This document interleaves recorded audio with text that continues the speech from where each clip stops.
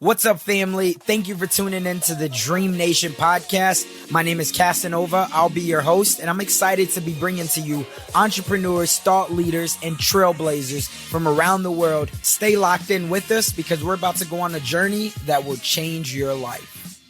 What's up, Dream Nation? We are back again with another episode, and I'm excited to bring this one to you because today, if you're feeling any type of worry, if you're feeling any type of anxiety or hardship, I got somebody on the line today that's going to give it to you straight, but also is going to give you that inspiration to let you know that all is not lost. So without further ado, please help me in welcoming my brother, Dr. Dapper, to the show. You want to go ahead and say what's up to Dream Nation?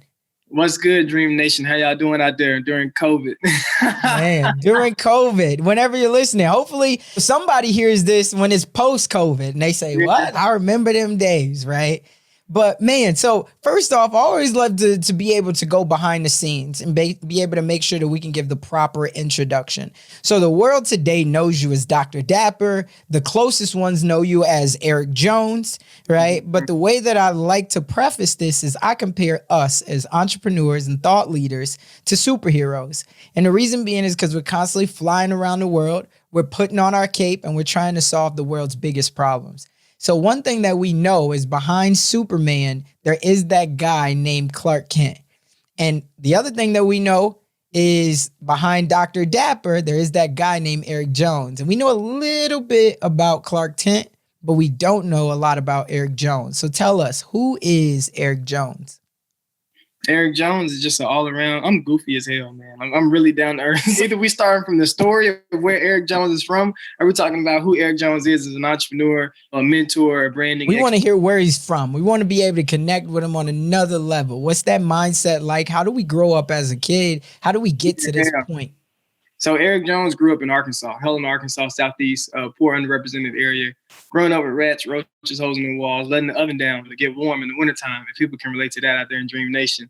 But yeah, coming from that background, you know how we are surrounded by so many things, and sometimes society, we get confined in that box. So I think my mindset, my work ethic, me being able to stretch a dollar, do more with less, comes from me growing up with less. In that moment, I look like, damn, why am I growing up with rats and roaches? Or why don't we have enough money to do this and do that? And of course, it didn't last like that forever. It got better over time, but I was never as fortunate as people that I would see around me or on the World Wide Web, on Instagram, or whatever it might be. So having that work ethic, that drive, that mindset, like I said before, in that moment, I'm like, damn, why me? But as I got older and stepped into entrepreneurship, I'm like, I appreciate that. Because when you become an entrepreneur, you got entrepreneurs and you got entrepreneurs. The entrepreneurs, like, I see that shit, it's popping, they're like, it's easy, I'm gonna hop in. The entrepreneur really has passion and purpose placed in their life, and they know their sole purpose, and they dive into something like, yo, I'm gonna do this. And if you haven't gone through that struggle, you, as an entrepreneur, you won't know how to get through that entrepreneurial struggle. But if you're an entrepreneur, you've been through that struggle as a kid, or in some place, we've all experienced some kind of like hardship for the most part. You know how to become an entrepreneur and be successful because you never really fail unless you give up. So right. Me, I wouldn't be here today if I had given up back then. My mom had given up. My grandma had given up. Her mom had given up. So just that lineage of resilience, I think that plays a part in how I got to this point in my life and how I'll continue to grow and how I'll continue to help other people grow. Just that mind. It starts with the mindset. It starts with the experience and all that kind of stuff. So that's where Eric's from. And he went to college, University of Arkansas, and majored in fashion. He lost his grandma in 2010, his dad in 2013, his mom in 2016, right before he graduated college. And she helped him start a shoe company. And he wouldn't have it without her. So he dedicates everything to his mom. Got it, man. I love it. It's so beautiful. Talk to me about why fashion? Why did you grow up in fashion? Was that what you were exposed to? Did you have somebody that was already in fashion, or maybe you just didn't have a lot of fashion? What did that look like?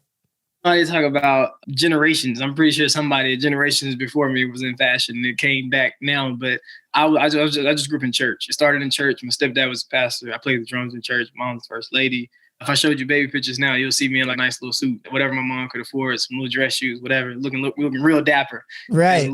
So that style just stuck with me over time, and it evolved, of course, as I got older, and I stepped into my own style. But I never really wore tennis shoes. I always wore dress shoes and loafers and Oxfords, and so I think even for the entrepreneurs out there, whatever business you step into is going to be closely connected to your lifestyle, whether it's you building your personal brand are you building a business or are you going to help some other people? But it's going to be heavily connected to your lifestyle. So that's why I always say tap back in with that childlike mentality. And I think I was in fashion because of that childlike mentality, how I grew up, what I was tapped into as a kid, what I was exposed to, what my mom put on my body, and what I saw as normal. So I wasn't, it's just like you went out and you wore jeans and a t-shirt for 25 years, 30 years. You put on a suit that's tailored, you like, shit, this feel weird. This ain't, I'm not used to these threads. But if I was a kid and I grew up wearing that suit, that's my lifestyle. That's all I know. So when I got to college, I'm like, okay, bet I'm gonna major in business, architecture, something. And then because of the way I dress, fashion just gravitated towards me. One of my advisors told me like, yo, you dress nice. People like the way you dress. Why don't you try this fashion major? I'm like, yo, what the fuck? It's a fashion major? We can do that? I'll try it out. It's whatever. So that's how it happened. Just fell in my lap. And now the shoe company, LFLS Shoes, is my baby. So it's my main thing. And yeah, that's where it came from though, just growing up in church. So you talked a lot about, you just said it in the beginning that you said, I'm do business and then I was going to figure it out with fashion. Now, a lot of people start out and they're artists, right? Like I would say anybody in fashion they're an artist. They're expressing their creative side. But what a lot of artists don't understand is how to make that pivot into making sure that it's a business and not a hobby. Was that a struggle for you in the beginning? If so, how did you come about turning it into a business and turning it into a real company? It wasn't a struggle for me. I think if you grow up in the situation we grew up in and we can relate to, you learn how to sell shit. You learn how to take something, anything, whether it's legal or illegal, you learn how to sell something. Right. So I think it wasn't hard for me as an individual coming from that background where everything wasn't given to me. I knew how to go get my own shit. So with that being said, hey, I'm in fashion, bet. Either I'm gonna make suits, I'm gonna make ties. And I became aware of generational wealth too. And I became aware of you'll never be paid what you're worth working for somebody else because they got to make their profit, you know. So everybody's, oh, I got this good paying job. One stream of income is 2 plus 0. So I want to create multiple because I learned, okay, most millionaires have 7. So I bet I got 1 right now. Bet if I lose this job, I'm ass out. So let me start to create some more. And then I also learned as I got older, we have these issues within the Black community that we don't talk about. And I think the solution to that is ownership, economics, and entrepreneurship. So as I learned more about ownership, I'm like, fuck this degree. This degree can't be passed down to my kids. It carries no more value than what it's a piece of paper. But what my mom helped me get was a shoe company, an LLC with an EIN, something I can pass down to my kids, I can own. So with that being said, I'm like, yo, this degree is whatever, but I'm gonna sacrifice and I'm gonna get into this business because I like selling stuff. Why not sell my own stuff? Why not? Why do I want a cap put on what I'm worth, what I can make? And I was like, oh, entrepreneurship. I didn't know how to spell it. I didn't know what it was. Never heard of it before, but it was right there, entrepreneurship. I'm like, all right, bet. I'm gonna try it out. That's my new word. That looks like me. I'm a CEO. I'm a bet. I'm a CEO. Bet. Whatever that meant, I'm gonna do that. And that's what I into it. That's what's up, man. He said, yeah, I ain't never, it's like you walk into the store, it's okay, I ain't never seen this brand before, but that looks like me. I'm gonna put that on today. I'm walking out. Exactly. I love it, man. So talk to me though, how did you get to LA? Where did that come from? Because you said went to college, University of Arkansas, and then now you're out in LA. How did that come? Was it just to be able to take your brand to the next level? Yeah, it was the brand, a mentor out here, a few mentors. Connections. I had grown on social media. People knew me. They knew the brand. And then it was also for my personal brand as Dr. Dappers. I grew up in the country, but I always felt like I moved different from everybody. I'm a city boy, but I'm a country, kid, but I'm a city boy at like heart, or the way I move, the way I dress, the way I carry myself. So I always knew that I would end up getting to the city. I didn't know what city I would get to. And when I graduated college in 2016, I was like, I want to move to LA because nothing's working. Nothing's working for me. And then I couldn't move because my shoes came in late, didn't have any money, didn't have any parents, didn't have anybody to rely on. So I was like, yo, you know what? I'm gonna just build and just network, connect, and build with what I got. And so that I did that until 2019, till last year. And then I ended up moving to LA in like 3 months. I was like, all right, bet nothing's working here again. Hit this roadblock. My mentor was like, yo, why haven't you moved to LA? There's a lot of opportunity out here. You don't hold yourself back from everything that's out here for you.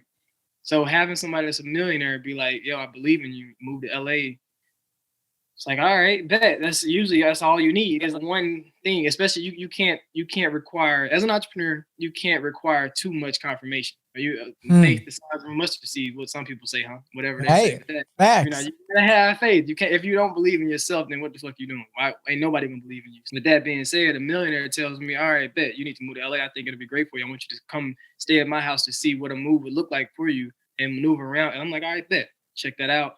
And my lease was ending, so I was like, I got to make a decision. So in 3 months, with not enough money to move to LA, with not enough connections, with not enough, business revenue that people would think they need to have to move to LA, I'm like, all right, bet. I'm moving to LA. LA.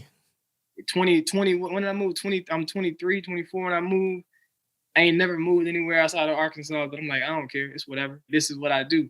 I've been full-time entrepreneurship since I graduated college. I ain't never worked for nobody. So being able to even say that you moved from the middle of the country to the whole West Coast in one of the most expensive cities you can live in and not work for anybody still, that's like that. That's a mindset. It's the way you move. It's the work ethic. It's the resilience. It's the faith, all that. So that's how LA came about. It was like, if not now, then when? Today was tomorrow, yesterday. So when the fuck you moving, fam?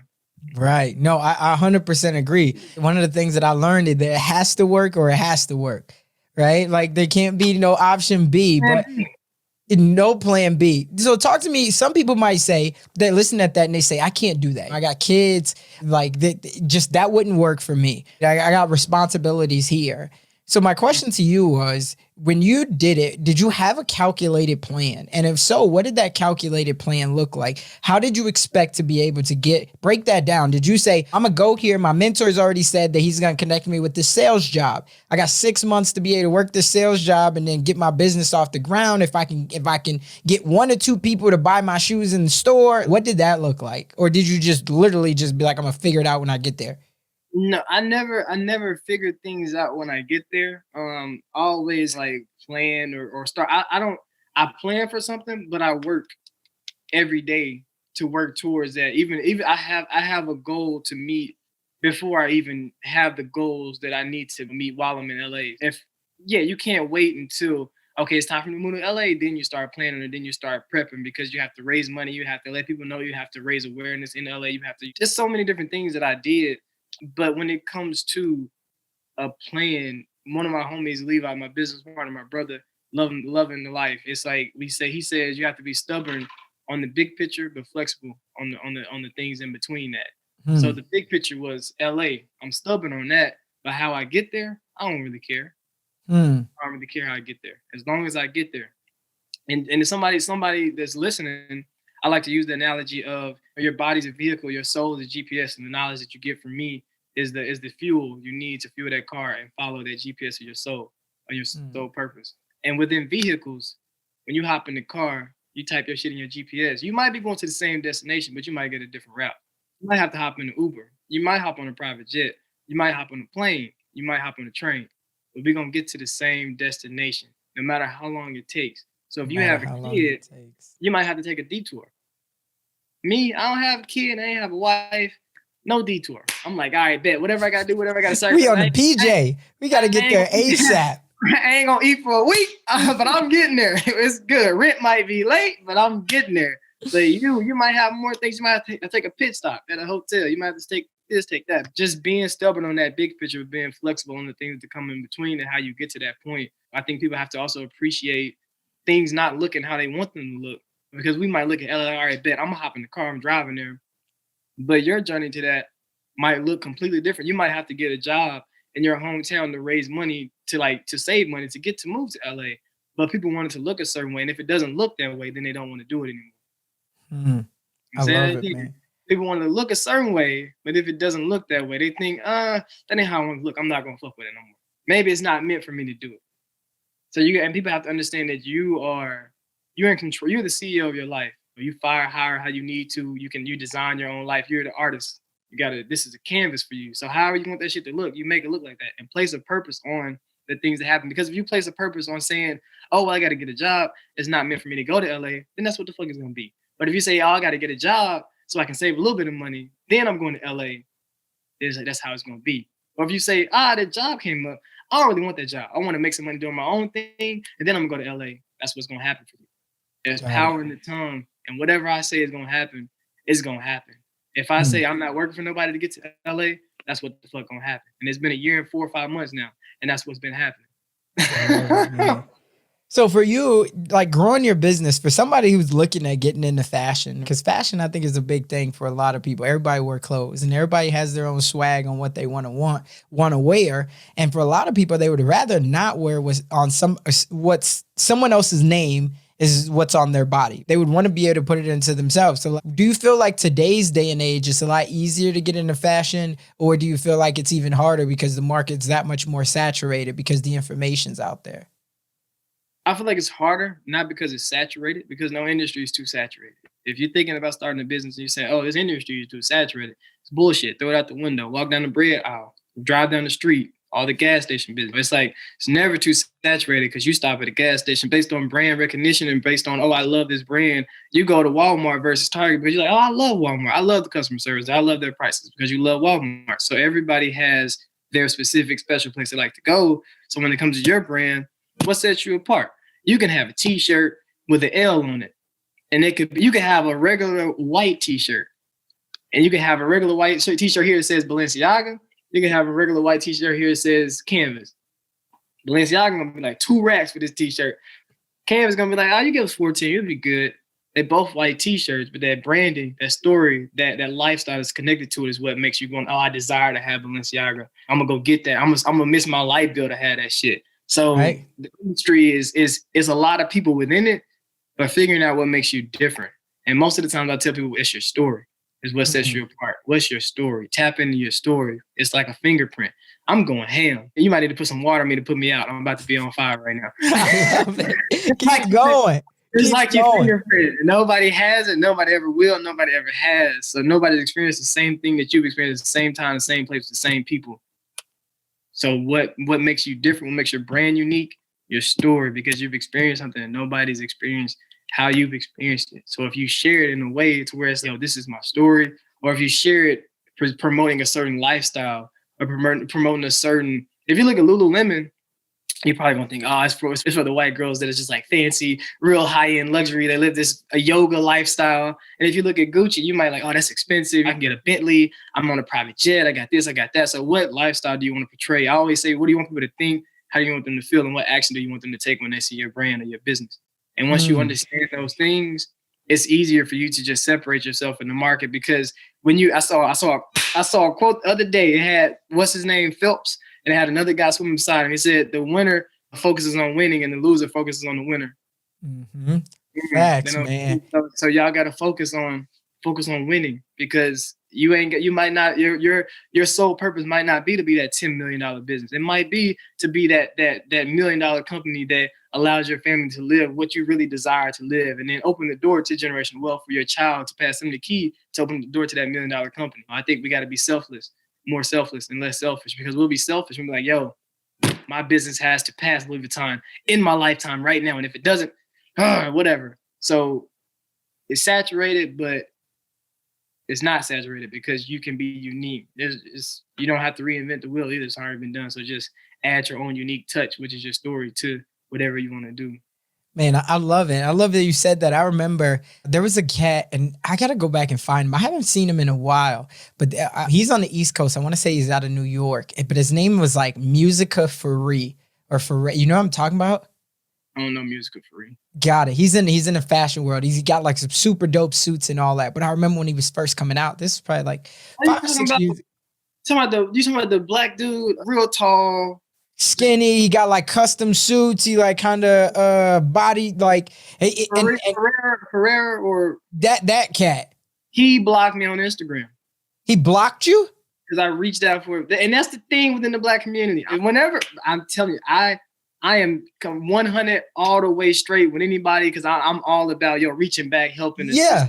I don't know if he thought, this is competition. I'm not about to help this brother or what. I'm still blocked to this day. Man, I remember seeing that cat, and I don't know him. I just remember seeing him and he was just getting his ground. But I thought that he did exactly what you said. He just positioned himself in an already seemed like saturated market because you got everybody from the Joseph Aboods and all those people out there. And I remember when he was first coming out with his stuff, it felt like he portrayed his own type of a lifestyle. So I don't know him, but that was just what came to my mind when you were talking about, look, you just got to figure out how to tell your story. And I felt that he did it a good way to the point that I was never Dapper Nova, but I was thinking about getting into fashion because he was like somebody that I was like, yo, like his whole style, his swag, it was dope and it was inspiring. But yeah, it's sad to hear that he blocked you. He was plugged too. And then the thing with that as well, if you're a black man, and you can, what I've done as well, promote a certain lifestyle, a certain look that makes other men that look like you be like, damn, I'm gonna put down the J's for a minute, or damn, I want to take the jeans off and put them slacks on. That he clean, like he make that shit look good. So it's making dapper, making being a classic man cool again. That's what it's really doing. It's making it cool again. Because usually you look at dress shoes like they're plain conservative. It's bullshit. You look at suits like, oh, it's plain conservative. You can't really dress it up. You show your style through it or express yourself through it. But it's like, yo, when you see people actually do it, it's like, yo, they gifted. Like, this looks good. I want to try this out. So it's easy for somebody to see themselves in it when they see somebody that looks like them in it. And when they see somebody that's been through the shit that they've been through in it, they're like, oh, he been through that? And he looking like that? I can achieve that because society and the media is going to show me, oh, you have to look like this if you come from this specific background. But when somebody is actually transparent and shares the story and not only the glory, you like, damn, I can do that too. Representation is key. So represent on the media on the front, but on the back end, be sure to reach back too and hold yourself accountable for the shit that we're supposed to be doing as a community right now. What's been killing us is not reaching back. The crabs in the bucket. Don't block nobody. Don't not respond to people. Don't think that somebody, because they got 100,000, 200,000 followers, that you can't get in contact with them based on your mental state of mind because what's been happening to our community in the past. Reach out.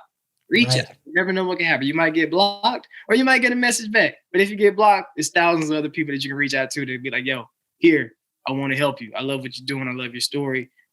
This is what I know. This is what I've done. Come under my wing. Let's keep winning. Oh man, that's what's up. We're gonna try to do on this DreamNation. We're gonna try to bring him on this show.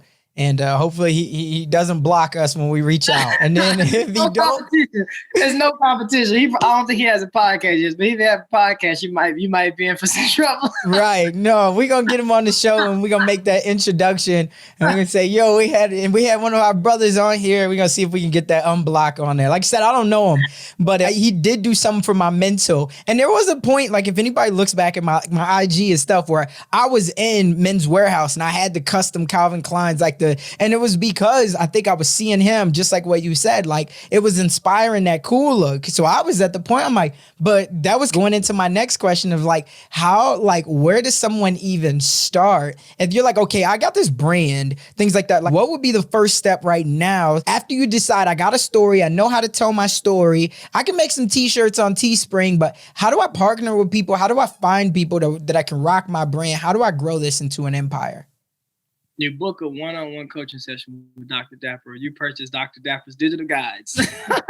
Link in his bio. But no. Link in bio. That's always available. But for a couple nuggets, like we're gonna give away a couple nuggets. I was about to tell him. That was just me. Like, I gotta just, of course, you gotta put the plug in there. You like, look, materials right now. Let them know you got it. If you don't tell them, they won't know. That's one thing that you can start with. Goddamn it, let's start there. If you don't tell nobody you got it, nobody will know. Start with that. That's one thing. I wasn't starting that, but that's a good place to start as a business owner, because a lot of people tend to wait because they feel like they don't know as much as they need to know, which you'll never know as much as you need to know because you don't know what you don't know, and there's always something else to know and learn. So start now, because what you have now is all you need. And one thing I like to say about that is, you have everything you need in this moment to do whatever you desire to do in your mind, your mental. Because if you didn't have everything you needed in the previous moments, you wouldn't even have this moment. Oh, and I was like, yo, that's really, really, really deep, because we literally wouldn't have this moment right now in time if we hadn't had everything that we needed in our life in previous. So that's just to say that, yo, we live in abundance. If you think something, like to my entrepreneurs that have a business or desire to have your story, you're trying to figure out the business or how to move, you have a vision. That's a glimpse into your future, something that you can obtain. And once you see that, you think it, you speak it, and you write it. You take action on that, because if you don't take action on it, you don't know when that thought will come back. We have thoughts all the time and just flow in and out, in and out.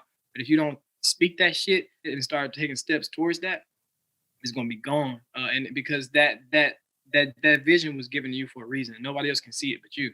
So you have to bring it to life.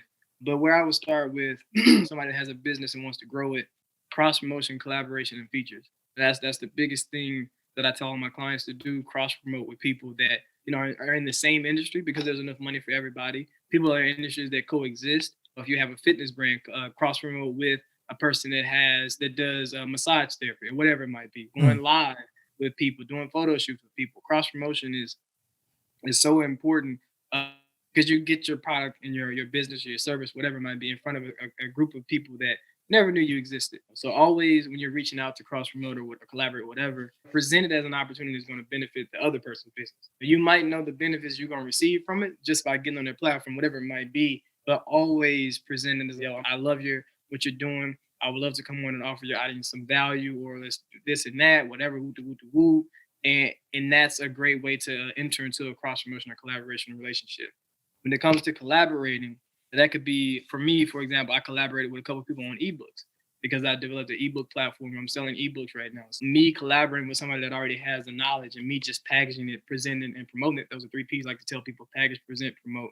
For all the entrepreneurs out there, think about that too. Write that down. But that's a great way for you to collaborate and reach their audience, and reach your audience with some new content that you didn't have to put in the work to develop or create. You just have to package it in your branding, because your people are loyal to your brand. They're going to purchase that. So collaboration is really, really great. Photo shoots as well. Features. So there are a lot of, for all the Black entrepreneurs out there, there are a lot of Black excellence pages. And I think that's a great way to grow your brand, from a meme format or video format, whatever it might be, getting features on pages that promote certain things that similar to what you do. So these Black excellence pages, they have thousands of people that are there to support Black-owned businesses. So that's a great way to get featured. You have other platforms that, if you're an artist, there are a lot of platforms that promote singers and musicians and this and that. And there's thousands of people that are there to find new musicians. So that's a great way to reach out to that page. Like, yo, I love what y'all post. Would love to y'all to check out my music or my videos of me playing the guitar, whatever it might be. You send them a video, say how much is it for a feature, or is there any way possible I can be featured on your page? And then you just got in front of thousands of people. But with that being said, after the cross promotion, collaboration, and features, or before it, you got to stay ready, so you don't have to get ready. People get in front of thousands of people and they're like, yo, this didn't work. It wasn't worth it, this and that, woo. And I'm like, but did you stay ready? Were you prepared to have 10,000 people to come to your page and see value in your page? If they don't see value, they're not going to stick around. It's the same thing we do when we go to pages, but we don't think about that from the perspective of somebody coming to our page and looking at our stuff to be like, yo, they're going to follow. It looks all right. But all in all, it's not all together. So those are kind of give us an example about how you stay ready, so you don't got to get ready. What's the value that we can provide to make sure that people stay? I think understanding the difference between branding and marketing. Marketing is like asking a girl on a date, and branding is the reason she said yes. Say that again. Right. Go ahead. Leave it for one more time. Missed that one. Marketing is like asking a girl or a man out on a date, and branding is the reason why he or she says yes. So you have to be branded the right way. If you don't understand your flow, your aesthetic, your color scheme, your content pillars, like one of my partners would say, the content pillars being the things that they can expect from your page. So if your page is going to be about entrepreneurship, positive vibes, quotes, whatever, a healthy eating, vegan lifestyle, then you need to let people know that in the bio. I'm not going to go too deep into bio structuring until all the other stuff about the page, aesthetics, and structuring your page, but understand that there needs to be a flow, it needs to be aesthetic, and it needs to be clear on what value and what different pillars you have on your page. Because people try to figure, okay, where do I fit in on this page? And if they can't figure that out within the first however many seconds, which I think is the bio area, then you lost them. That's your resume. Do you want to get accepted for this job, or do you not want to get accepted for this job? I'm checking your page to see if you're going to inspire me or you're going to motivate me. And if you can't do none of that shit, I'm out. So it's too many other pages out here that's focused on those things. You got to let me know up front. I ain't got time to be trying to decipher what can you do for me? What can you serve me with? I want to be served. I'm coming to your page for a reason, but you got to tell me up front what that is, because if we got to play the mind game, if I got to guess all day long, there's too many other pages it's going to tell me. I got enough shit that I'm guessing on all day. And that's why I tell people from a personal brand, I'm giving a lot. From a personal branding standpoint, I'm big on personal branding. Personal branding is personal. You have to start with self. Self is source. So if you don't know yourself, your story, your lifestyle, your value you offer, your purpose, your niche, whatever, you're never going to figure out how to stay ready so you don't have to get ready, because you don't know who you are. You don't know what you have to offer. And if you don't know what you have to offer at this point in your life, and you're listening to me right now, I'm going to tell you one way to figure out. Yeah, let us know. Guys, one way to figure this shit out, easy and simple. Sit back and start to recognize, what do my friends always ask me for help with? What advice do my friends always need from me? Do they need advice on what to wear out? Do they need advice on how to do their hair? Do they need relationship advice because they're going through something? And then after I figure that out, what are the results like with that? They still coming back to ask me for this? Are they seeing good results on that? If they are, wow, bet I have something I can monetize here. Right. This is crazy, because thousands of other people were probably asking me the same question. They want the same advice from me based on relationships, healthy eating, fitness, or whatever my friends ask me for. And outside of that one, that's an easy one. That's a good one I think everybody can apply today. Mm-hmm. And outside of that, your passion. That goes back in the tag. Like, what's my passion? Well, tap into your childlike mentality.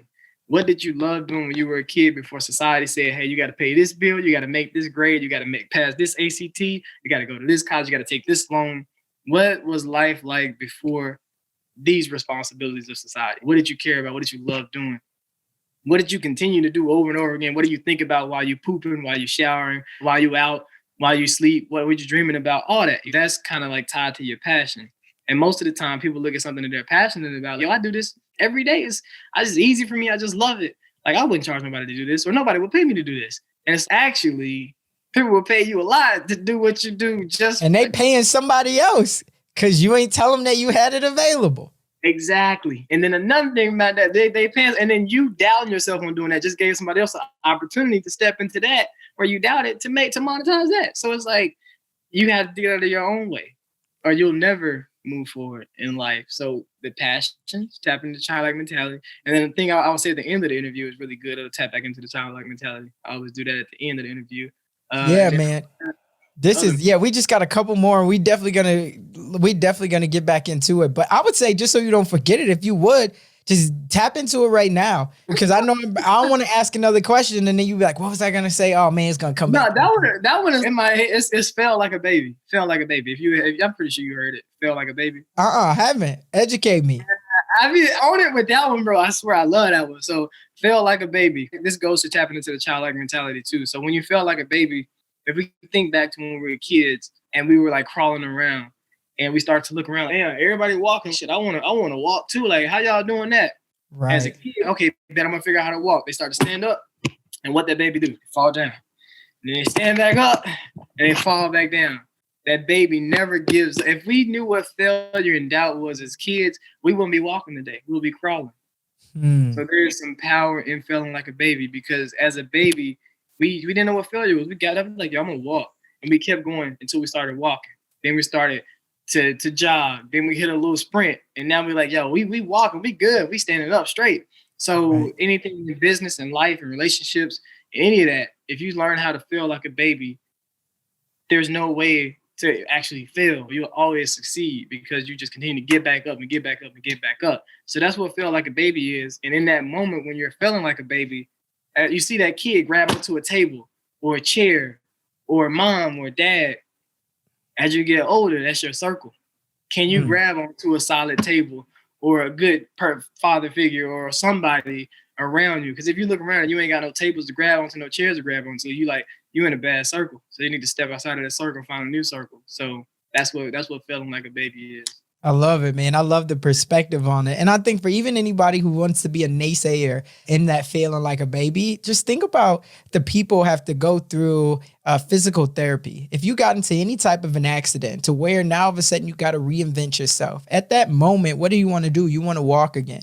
And you say, come hell or high water, I'm going through this physical therapy every day. Nobody just quits in physical therapy. People that's, nah, I can't lay up in this hospital bed all day. I can't be in this wheelchair. I got to get out. I got to do these things. So think about yourself like that. If you had an accident, which is just a failure, it's a lesson. Right? You think about, listen, if I was to get into any type of a situation like that, come hell or high water, I know I'm not going to give up. So put yourself in that same situation. It's just two different perspectives, but wherever you want to find yourself in life, whatever you want to identify with, but yeah, I'm not going to think about myself like a baby, because especially in our culture, we'll find every way to try to tear down a perspective, even though we know that the nuggets is all the way there. We're like, oh no, I ain't going to do no baby. Once an adult, twice a child. That's what we always say. Once an adult, twice a child, and you're always a student. And whenever you stop being a student, you dead. You're done. You die more than once too.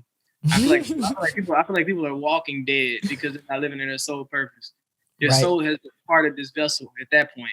Like you're just existing. You're not really living the life that your soul desires to live. So we die more than once. We die then when we're alive and our soul departs our body. We die when we do die, on the day that we expire. And then we also die when somebody stops mentioning our name. Man, so many gems. I just got a couple last questions for you, my brother. This has been phenomenal. The first thing is, for somebody that's seeing your journey now and they're loving you and they're like, yo, this is so dope. He's got his clothing line. He knows his vision. He knows how to story tell. And I always like to ask the question. Now, first off, I'll preface it by saying, I know most of the time people say I wouldn't change anything in my journey because it got me to where I am today. But knowing today that you're wiser, right? You have much more spirit, conviction on who you are today compared to where you were. I think that a lot of the times, if we could go back and we could change maybe one thing or implement one thing sooner to accelerate the path on our journey and our dream of where we are today, we probably would. So my question to you is, what would be that one thing that you would change or implement sooner to accelerate your path on your journey? One thing that I would implement or change. I think people always say they would change anything because I always think that's a good answer based on how people explain it. Just because every small detail makes such a big difference. I even had one of the experiences you had with your friends. My dad went on a trip. He drove motorcycles a lot, and he was going across the country. We would always ride. I would always ride with him. And there was this one trip. I was in high school, and he was like, "Yo, you want to come on this trip?" I was like, I had something to do with school, and I could have missed it, but I was talking to my mom, like, I don't know if I want to go, Mom. Like, I kind of want to do this thing in school. And she was like, that's okay. Like, just tell me I want to go. Like, whatever's cool. You got this more trips. I was like, all right, I'm gonna just stay there. I'm gonna stay at home. So we ended up asking this lady friend that he knows to come with him, and she went with him.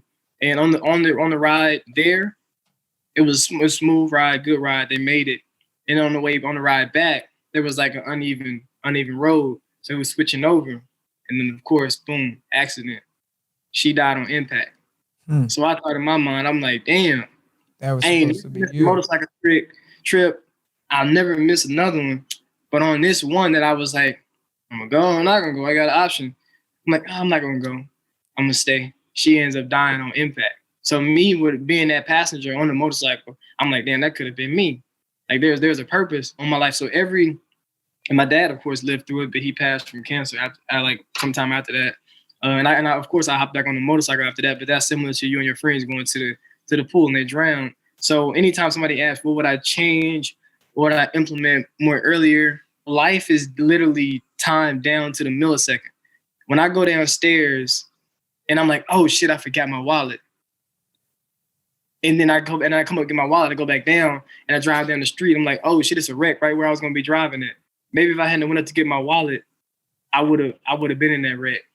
So I look at life like that. I really wouldn't change anything. I wouldn't implement anything more earlier, because if I had implemented something earlier, maybe I wouldn't have learned through that struggle in a different way, or maybe I wouldn't have experienced something, or maybe I wouldn't have met this person that I met at this place. So I really think life is so in detail and so planned, and you're so protected once you step into your soul purpose that it would be, you wouldn't even be doing your life justice if you went back and tried to reinvent the wheel of what's already been placed and laid out for how it's supposed to go.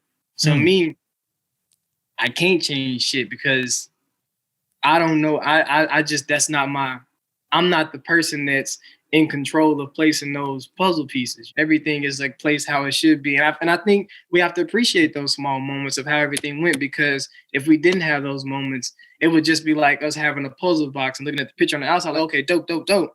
And then pouring the puzzle box out and then putting it all together and missing one piece. The image, the picture is incomplete. So Hmm. I can't go. I can't go. If I change something, it might be a different piece from a different puzzle that ain't mine. I got you. I got to respect that. Normally I dig a little bit deeper, but you gave a lot of context behind it. So I'm going to respect it, and I'm going to let that one rock. I definitely can understand every piece. It made up what your cake is today. So you needed every piece of that ingredient to be who you are. So I'll take that one.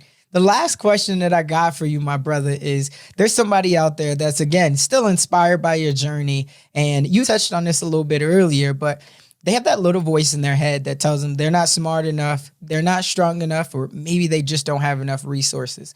What's the one thing that you would leave that person with to get them to just take action? Well, at one point I started tapping into a lot with understanding that that's the pain body. So I would start to educate them on, I'm not the most well versed. Of course, I'll continue to research. I'm young as fuck and I'm just tapped into entrepreneurship. So of course I'll start to experience more within that, studying my spirituality, my mental, me being more conscious of, and just being living in the now. But I would say you actually becoming aware of that small voice, because that's your subconscious. It's not like your conscious. You conscious think about something, but the subconscious is replaying. Your pain body survives and thrives off of past experiences that aren't positive experiences, that are negative experiences. So these things that have been said to you as a child, or these things that you have attached to your life, they might not be yours. So you might, once you acknowledge, okay, that I'm saying this to myself, you start to weaken the pain body. And then once you start to realize, okay, who said these things to me, and why do I think these things belong to me? And you give those things back to that person, and you remove that thought process from your life. It's just like living in a place of lack. I grew up in lack, so the mindset of lack is placed in the movement of lack is placed on my life. But once I try to start stepping into abundance, there's going to be a shift. It's going to be like a tear, a rip of this old lifestyle, this old way of thinking. It's an unlearning thing and a relearning. So since the earlier you can learn the right way, you golden. That's why a lot of kids tapping in their purpose early as fuck, 14, 13, 12, and younger than that. But at us, we have to unlearn so much. So saying you're not smart enough, saying that you can't do this, saying because I'm black, I can't own this jet or I can't be a millionaire, that's false. Your skin complexion is not the thing that's holding you back. It never has, it never will at this point in time. Just because you're black, that don't mean shit. Your mindset is what matters. So once you stop thinking in a place of lack, once you start moving in abundance, things start to attract. Because when you look at money, if you hold it onto it, yeah, you got it, but it can't no more flow in. So you have to open up and let it flow out so it can circulate back into your life. So if you're trying to start a business, you're saying you're not smart enough, you're saying you can't do this, you can't do that. It starts with the mindset shift, the way you think, the way you speak to yourself, the way the people around you speak, the way they think. So if you start to shift your surroundings, start to shift that mindset and unlearn these things and start to be exposed to people that think a different way, like myself and yourself, then you'll start to realize, oh, it's possible. Then you start to pour more positive things into your life and stop following these pages like the Shade Room, Ball Alert, World Star Hip Hop that show you all this negative shit. Start to feed your ears and your eyes something more positive, something better, because once you start to see that, your mind starts to change slowly, slowly, and it's all programmed. Right. Television, tell a vision. Different area codes have different shit on their TV. So when you understand how deep it is, then you start to remove yourself from these places where the things that are causing you to think a certain way you aren't being exposed to it anymore. Then you start to see your mind shift, and then people be like, "Oh, you different. Oh, you change." And then I see the meme of the caterpillar going into the cocoon and changing to a butterfly. I had to change. I had to evolve so I could become what I'm supposed to be. I could keep on and on and on. Man. I'm gonna stop. Look, I was letting you go, man. These are the nuggets and the wisdom that we love to have, man. This has been a phenomenal conversation, my brother. It really has. And I'm so excited to share this conversation with the world because you dropped so many gems. And I think no matter where we are in life, just as you said, you have to evolve. You have to become who you're supposed to be. But more importantly, you got to take action. Because if not, that action will only merely be a fantasy and you never turn it into a real reality. So my goal is that somebody hears this and they allow your words, your vision, your inspiration to inspire them to go out and create a life by their design. Remember Dream Nation and the dream we trust. That's all for this one. We'll catch you on the next one. But before we get done, I almost crazy. I want to ask for the people that want to stay connected with you, where can they find you at? We'll make sure we have all of the links in the show notes. But before we get out of here, we want to ask you personally, where can we find you at? Where can we connect? Yeah, Instagram, the Dr. Dapper. So TheDoctorDapper. All of my ats for my business are in the bio, and all the links to all my content, material, and websites are in the bio as well. Cool. All good. We'll definitely make sure, like I said, we put all of those links in the show notes, but I appreciate you, my brother. And if nobody else has told you, I want to be the first one to say thank you and that I appreciate you. We appreciate you coming to Dream Nation, my man. That's all we got for this episode. Thank you for sticking around. That truly means a lot to me. And hopefully that means that we delivered massive value on this one. If you haven't already, the way that you could say thank you to myself and the team is just by heading over to iTunes and leaving a review and a rating. That's what iTunes loves to see. That's how we get out there even more. And I would definitely be grateful for it. I know the team would as well. Do me a favor and head on over to DreamNationPodcast.com. That's where you're going to be able to find all of the resources that we talked about in today's episode, as well as more exclusive content. And you'll also be able to sign up to our email list where we have more exclusive content. And we always love to hear the feedback from you all because you're our tribe. So remember, in the dream we trust, we'll see you on the flip side.